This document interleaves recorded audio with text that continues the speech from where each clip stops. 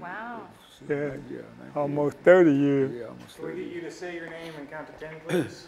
Indume, 1, 2, 3, 4, 5. Jeannie, 1, 2, 3, 4, 5, 6, 7, 8. Benjamin, Mathis, 1, 2, 3, 4, 5, 6, 7, 8. Thank you.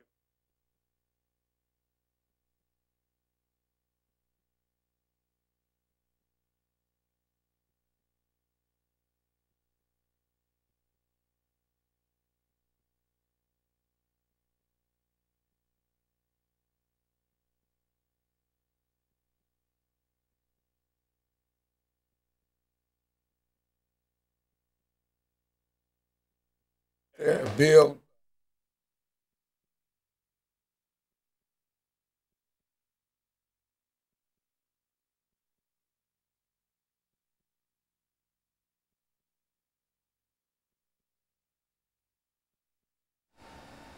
Thank you and welcome back to the show this morning. The topic is issues of the Tennessee prison system, and we have been joined by Mr. Ben Mathis and Mr. Indume. Ms. Alexander has been with us since the first segment of the show today. And let's pick up Mr. Mathis by having you to give us some information in reference to your situation. You talk about life after prison. Why don't you make a few statements in reference to your background and how you became involved with the prison system. And then Ms. Alexander will deal with some of the issues dealing with the prison system. And then Mr. Indume will close us out for the day by giving us additional information. Okay, Dr. Haney, thank you. Thank you for having me. Yes, I was incarcerated for quite some time, 22 years, to be, as a matter of fact. But it wasn't no bed of roses while you were in the penitentiary, because I lost a lot of family members while I was in, and I lost my children, not to death in that effect, but my children were quite young when I was incarcerated. And but when I got out, I did get blessed enough with God to be reunited with my children after all those years, which was a blessing to me. And you know, life after prison has been real good to me. God's been good. He's blessed me to be with my family again, and I got my own place. You know, it's just certain things. And to me, it's left up to the individual. You know, if you want to do good once you get out, you can do good. But if you want to take that bad trail again, that's on you. But as far as me, I keep myself around positive people all the time. Like Pastor KWalker is one of them, and other ministers that I associate with quite a bit. And I'm just thankful to be around those kind of people, because it helps me. It helps me, and it helps me a lot to get where I am today.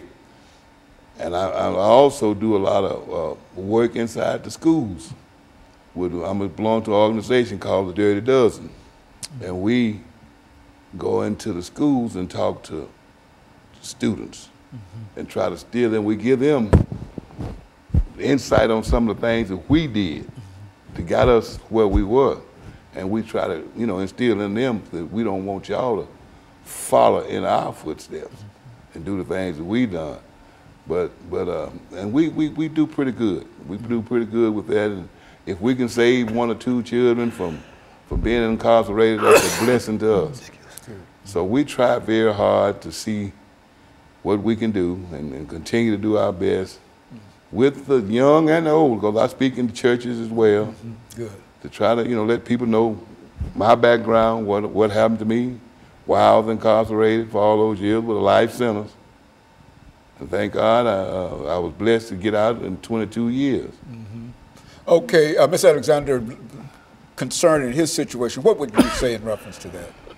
You know, Mr. Mathis points out something that is so important, that we know it's vital when someone returns to the community from the prison community, and that is being able to have family support, being able to have community support.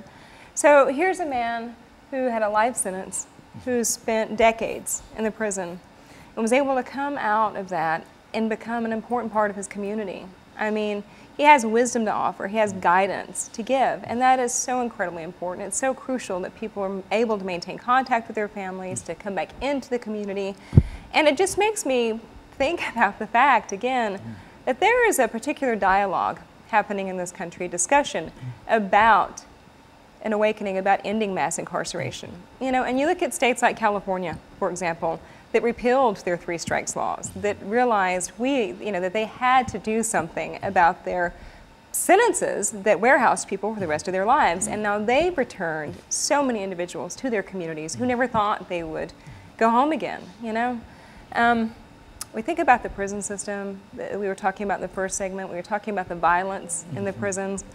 And something that I think is so important for your viewers to understand, there are reasons for the violence. And that reason is not because the prisons are just full of wild animals and monsters who can't control themselves.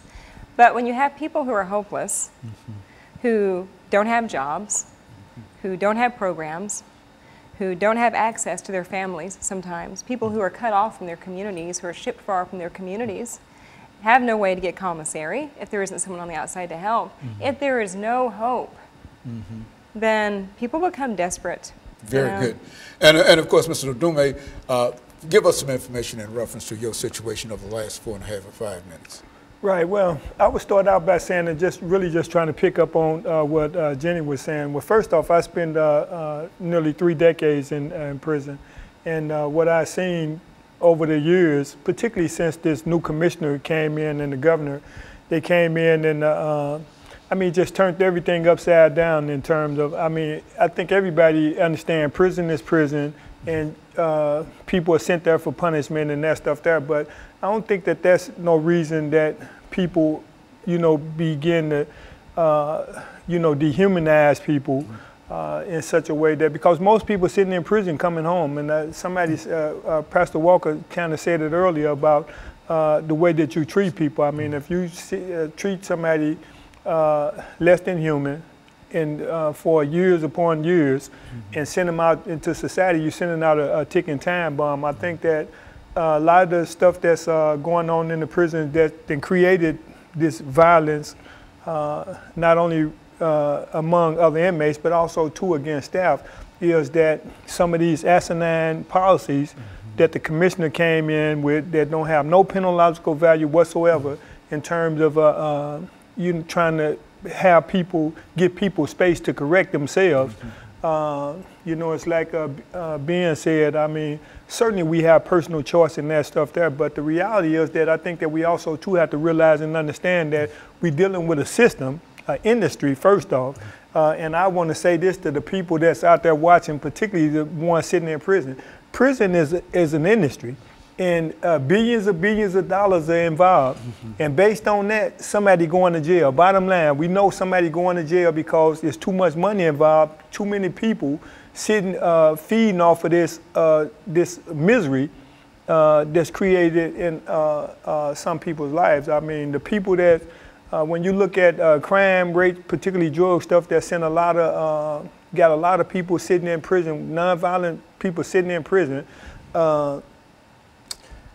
When you think about some of these drug laws and stuff that sent them there, you could go to any suburban community and find that it's happening much more, but the reality is that the people are being arrested and put in prison certainly ain't no worse than the people that's committing these other crimes that's not going to prison. But the reality is somebody going, and I think that I'm happy to see that there has been a lot of attention being paid to the conditions and stuff that's actually going on in prison now, because I think I left in 2012, which I was under this regime for about 2 years, and like I said, the things that they was actually doing don't have no value whatsoever in terms of a person coming out and trying to be a productive person and being a contributing member to society. Ms. Alexander, close us out today.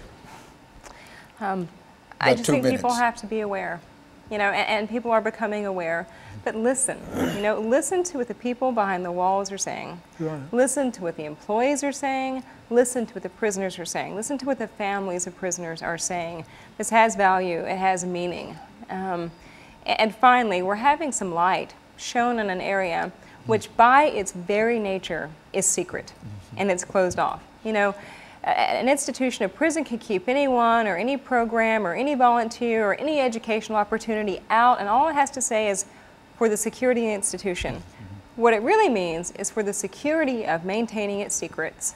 And it's time for those secrets to end. And it's time for the public to understand what it's paying for and the product that it can expect from that. It's time to end this. It's real quick. Can I pick up on this point what she's saying about when you're talking about pay? I heard the governor talking about that they want to give bonuses for people that's new employees coming in, and they can take that $600 or whatever they're actually doing and actually put it toward some of these programs. Then you wouldn't have the problem in terms of the violence, and you certainly wouldn't have the officers quitting in droves like they quitting. Very good. And of course, let me thank the three of you as well as others who came by to give us such excellent information today. Excuse me. Let me encourage our audience to tune in again next week to another informative edition of Comments. Thank you and good morning.